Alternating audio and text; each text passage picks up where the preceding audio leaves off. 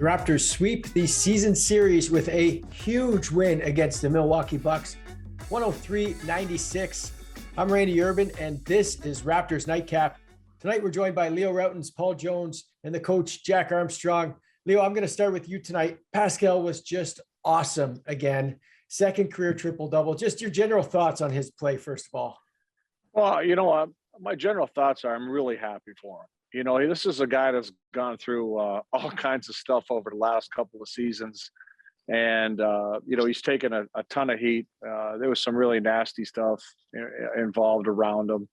And just to see him come back, to see him healthy, to see him just to be where he is mentally. And you could hear the way he talks about it. He's like, I'm just in a good place. I try to stay even. I'm trying to enjoy it. And it shows. It shows in his play. And this was to me his best game, if you want to call it the comeback, because not only were they great numbers, a triple-double, but he made big shots at the end. All right, and that's something that Pascal, throughout all the struggles, the one thing I kept saying was, okay, he's missed shots, but he was never afraid to take them. Right. And there's a lot of guys that won't take them, especially once they miss a couple. They're terrified. But he's never been afraid to take them. And then you see tonight it was kind of a culmination of here's a guy who just persevered, kept his head up, kept grinding, has found himself in a good place. And look what you get. Yeah. Jonesy, I just love that attitude that he has when he's interviewed now. It's like he just wants to be great, not just at one thing, but at everything. Randy, to Leo's point, a lot of people forget that he missed an entire training camp. And I keep saying this.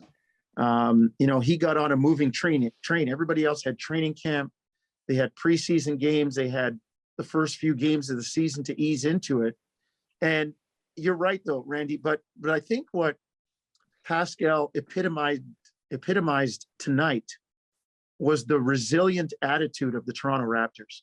It could have been easy to fold a tent. You're down 16-2 in the first quarter, second night of the back-to-back, coming off a disappointing loss. It could have been easy to fold a tent and just kind of play it out and, play hard. But if you don't make a comeback, all right, no problem. They're the champs. We got the day off tomorrow. We're gonna wake up in the sun in Miami. Turn the page and let's try to get Miami. No, they dug in. And the resiliency of this group and the togetherness. And I look at Nick Nurse pushing buttons. Champagny, the guy comes off the bench, has 12 rebounds. You look up, he's got 10 rebounds before you could even blink. How about the trust that Nick shows in Chris Boucher being in there at the end? And again, outside of Fred, you had four guys that were between 6'8" and 6'9", 6'10". Everybody got a piece of Giannis's shot. Everybody defended him on a switch. I just thought it was a terrific effort tonight. Pascal led the way. And, to Leo's point, the way he and Fred played together, just kind of a joy. There was, you could see that they were having fun tonight in winning this game. Hey, Jonesy, to your point, at the end of the game, I don't know if you saw when Pascal came out of the game, Fred kind of was there when Pascal came to the bench. And that's the biggest smile I've seen on Fred's face all year. Yeah. Because he's been the one guy who said, hey, get off his back. I believe in him. He's going to be there for us. And like I said, that smile was priceless. Hey, Jack, you and Leo both know when you're playing for the guy beside you as hard as you are for yourself, that's what makes it special, man. That Jack, I was actually thinking bad thoughts at the beginning of this game. I'm like, this could be a real bad blowout for the Raptors. Yeah. So just what did you see that changed? Because kind of what I'm looking at is this Pascal Siakam versus Bobby Portis sort of round two. It seemed like that energized the Raptors. Well, we joke, don't poke the bear, right? Yeah. And not only did Pascal get fired up, but Fred VanVleet did. Yeah. And here's the thing, I think, and you guys know this from playing. When you get an early 15-point lead and you're getting a team on a back-to-back and you're home, you kind of want it to be easy. You think it's going to be easy. It's Saturday night. You're already thinking about what you're doing post-game. And those thoughts kind of creep in a little bit. And suddenly the other guy says, you know what? no, we're going to dig in now and start playing because you ignited us a little bit. And to me, I think a few things. Number one, they kept the Bucks out of transition. I don't mind Giannis taking 17 free throws as long as they're not dunks and crazy threes and the roof blown off the building with the excitement. They kept the crowd out of the game. Would they limit them to 7 break points tonight? They limit them on paint points. I just thought they made Milwaukee play their game. And I'll say the last thing I'll say to this is they really baited Milwaukee. They know them so well, and they know their defensive scheme. Milwaukee is so paint protection, so help oriented. Everything the Raptors ran lured them right into that, and then they countered everything. And to me, that's essentially what it was. Leo, Jack mentioned, the defense on Giannis and just making him kind of settle for free throws. What did you see defensively that was working on him? Well, Jonesy made the point that think of who was on him. You had length and mobility every time, right? Whether it's Pascal, whether it's Achiuwa, whether it's Boucher, whether it's OG. All these guys are long, quick, right? And they can create a lot of problems. And I also thought they did a really good job of just trying to stay in front of them and slow them down.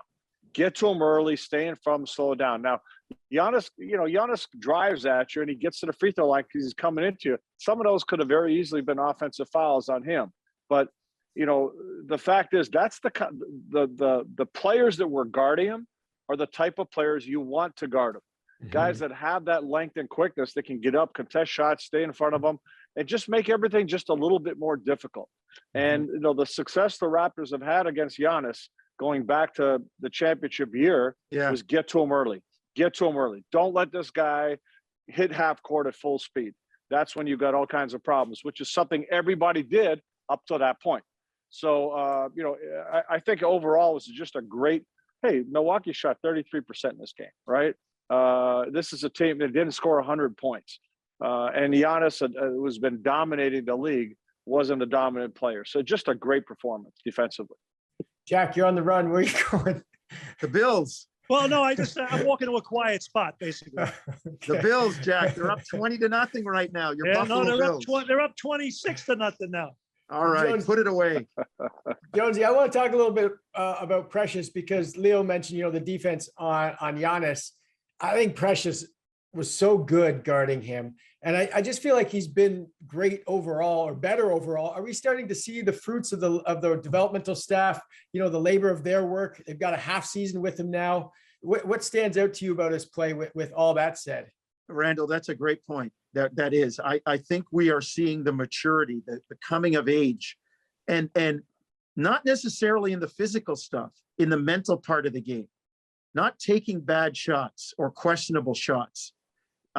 Turning them down, making the next play, as Nick would say, getting to the next action, doing a good job defensively, just kind of calming. He went from a kid that had to stay in the front yard to being able to go all over the city. Mm-hmm. And at the beginning of the year, he did everything. He went all over the city. And then he realized some of those places that he wanted to go, they weren't great places. So now he's pulled it back and he kind of understands exactly what is expected, where he can do what and what he can do when.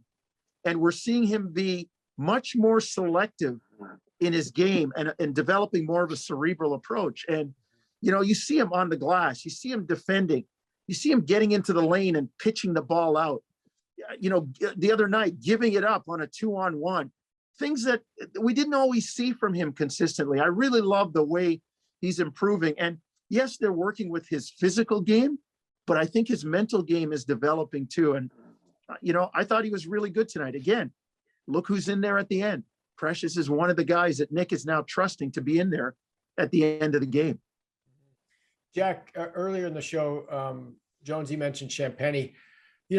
Obviously he was a rebounding machine tonight, but a lot of those aren't gimmies, right? He's going to get them. Like that's a skill, that's a talent, that's whatever you want to call it. That's just they're not dropping in his lap. Well, the best 50-50 rebounder I saw in my time with the Raptors was Antonio Davis in his prime. He was so good at going to get it, just snatching it, 2 or 3 people going up to get it. And he had just incredible instincts. And Champagnie, in his own way, and I'm not comparing him to Antonio because they're different players altogether, he has that. He just has that ability where, when you do that little pit drill where you get 2 or 3 guys and in the lane and you throw it up off the backboard and who wants it? They don't do those drills anymore because you'd probably get fired for having guys do that. But Jonesy and Leo remember those days. Oh, yeah. Champagnie, in my opinion, you'd put him in those drills, he'd win them every time because he just has an instinct and a timing and a nose for it. And, I don't know. And, you could say rebounders are born. In some ways they are, but I think a lot of it is just pure instinct and really being able to judge angles where balls are coming off. And obviously, as we all know, desire. And by the way, he was another one of the guys defending Giannis too. At the times that he had Giannis, I thought he did a really good job as well. Well, and Middleton, Leo, they kind of held him in check for most of the night as well. Yeah, and he's a tough guy. I mean, Middleton is the kind of guy that usually plays off of Giannis, and if Giannis isn't rolling, Middleton is the guy that kind of picks it up, and he's always been a clutch shooter for them. So it was across the board a good defensive effort. The Raptors got into everybody. Listen to the numbers: Middleton 3 of 12, Wesley Matthews 2 of 10, Giannis 6 of 17, George Hill 3 of 9, DiVincenzo 1 of 5. The only couple of guys that had decent outputs, Grayson Allen was 6 of 11, Bobby Portis 4 of 8.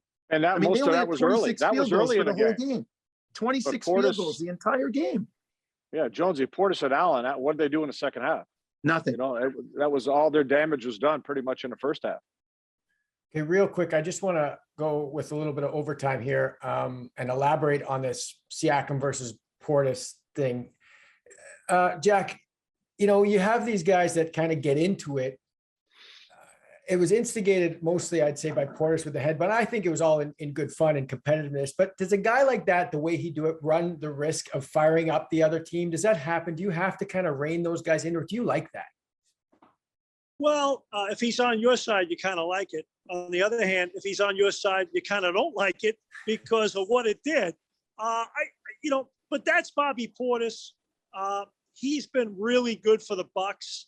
So I think when it's all said and done in a quiet moment, I'm sure Mike Budenholzer just says, maybe you take him aside and say, look, here's the clip. We're up big. I'd appreciate it. Don't get caught up in this stuff because look at how these guys responded to it. You're not blaming them. And you don't want to take away all the great that he brings your team. So it's just one of those things, treating him like a matured adult and just say, look, I trust you. I know you're in the fight. You're in the middle of it. I trust your judgment. I would just appreciate that you think twice the next time. I like the little rivalry that's developing there, Leo. Who was your biggest rival in your playing days? Well, hey, if I could just make the point on top of Jack that I love the fact that he's a fiery guy, Portis, right? And I'd rather have to worry about toning a guy down than firing a guy up. And if you look at that Milwaukee roster, they need a little fiery guy like that. So, like I said, if I'm Budenholzer, I'll have that conversation like Jack said. But the rest of the time, I want that fire. I want him to be starting something. And unfortunately, tonight, it helped the Toronto Raptors more than it did the Milwaukee Bucks. But I don't know. I can't think of, we weren't all like happy, friendly, buddy like the NBA is today. No. So you could have a lot of guys you couldn't stand and you wouldn't mind taking a shot at. So it was a different league, and even high school ball was different. Like we hated Oakland. I was going to say, the worst thing was to go and play Rautins and St. Mike's. That was rivalry central. It was. Yeah. It was. Yeah. And then Oakland had that Matchbox gym. You just want to kick their ass. So what I mean, nobody was friendly. Like we were all friendly later on. But at the time, that was it. We want to kill each other, Randall, Leo drove once, and I hit him with a flying crossbody kung fu defense block. And the referee, if that time, at any other time, I'm kicked out. That's a flagrant 6. Yeah. And Leo says, that's a foul. And I turned to Leo. I remember saying, Am I going to be on your recruiting highlight film? I don't think so, buddy. And that's the way the game was. That's the way it was. That's the way it was. Jonesy, is there anybody on the Raptors that has kind of those tendencies that can kind of play that role of, getting their team fired up in that way? No, not really. I think the Raptors, they're probably the epitome of what Jack says. They play hard. They think about the decisions they're making and the judgments they're making. Like after Bobby Portis made his three-pointer and he took the ball and he walked to the crowd, you notice he bumped Siakam, right? He bumped him. And Pascal didn't say a thing. And then he went back at the other end and scored it and went and won. And all of a sudden Portis gets mad. And that's where Pascal says, wait a minute, man. You don't like the way it tastes at this end? It tasted pretty good at the other end, didn't it? Mm-hmm. So the Raptors have those guys, Randy, and that's their makeup, but they're not going to throw it in your face. They are just going to keep coming at you.